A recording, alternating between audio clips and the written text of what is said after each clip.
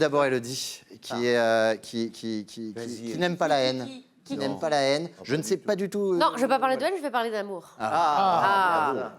Entre les êtres. Parce que je vous ai trouvé une petite étude pour changer des élections et du Covid. Une étude du magazine Femina. C'est un magazine féminin. Enfin... Pardon. C'est un support papier hebdomadaire à destination des personnes binaires hétéronormées assignées filles à la naissance et désireuses de s'informer sur des sujets divers et variés sans pour autant ressentir une injonction patriarcale à être et ou à devenir une personne dont Yel ne reconnaîtrait pas la légitimité. C'est dur de s'exprimer en 2022.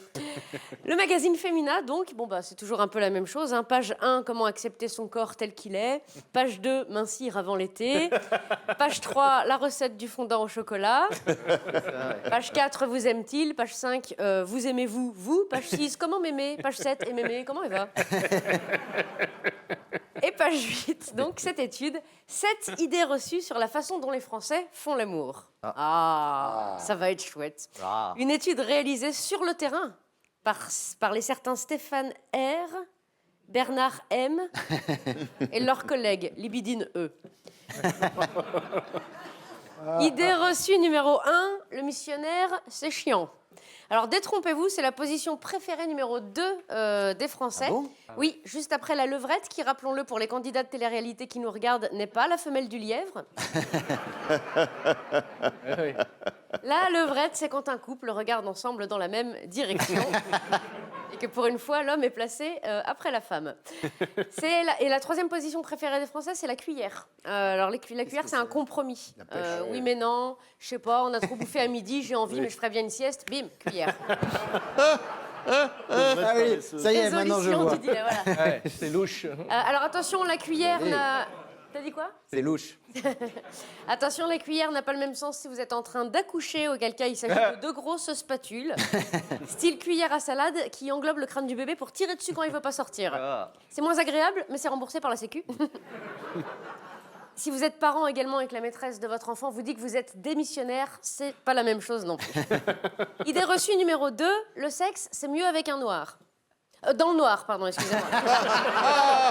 Je me suis dit, ça y est, il y a des Je change. De toute façon, il n'y en a pas, là. Autant pour moi. La moitié des Français déclarent préférer faire l'amour la lumière allumée. L'autre moitié n'a pas pu lire la question parce qu'il était noir.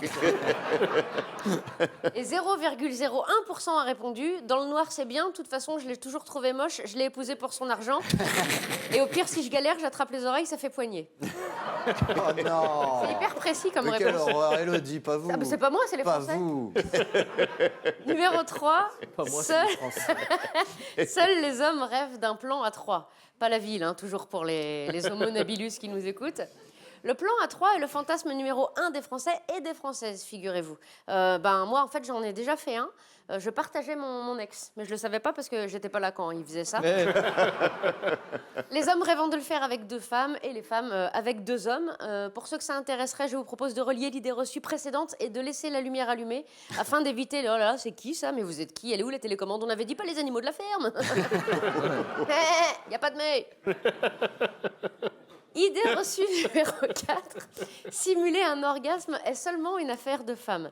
En effet, quelle femme ne s'est jamais dit, au bout de 37 minutes, à fixer le plafond tout en faisant la liste des courses? Tiens, on ferait pas semblant d'avoir fini, nous? Et oui, mes sœurs. Eh bien, les hommes font pareil. Enfin, sauf mon ex, qui de toute façon finissait tellement vite qu'il n'aurait même pas eu le temps de simuler un éternuement. Numéro 5. Les couples font l'amour plusieurs fois par semaine. Alors, ce n'est le cas que pour 31% des Français. Et pour 4% seulement, ils font la chose tous les jours. 4%. Là, on est quoi? Une centaine? Je sais pas où vous êtes les 4, mais calmez-vous. Ou alors invitez Stéphane, il aime bien.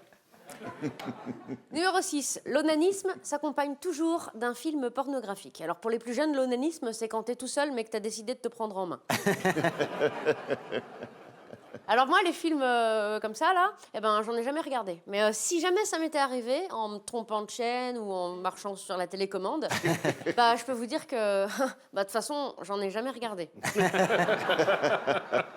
Seuls 43% des Français regardent Blanche-Fesse et les 7 mains en taquinant la mandoline.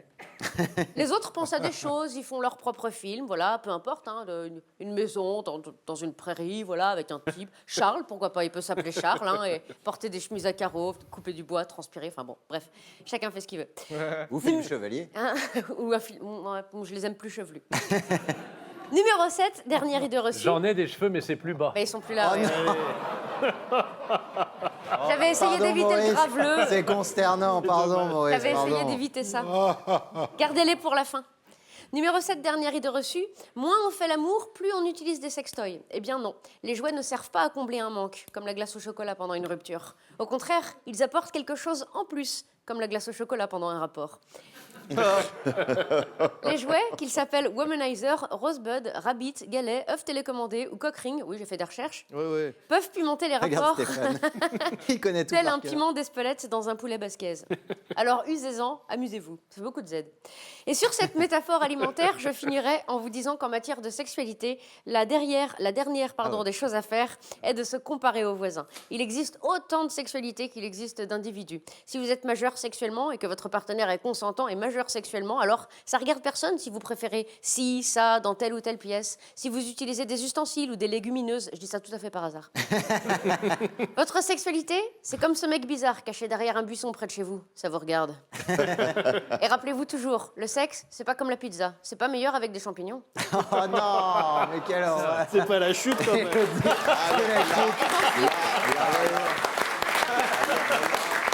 Élodie Pou en spectacle.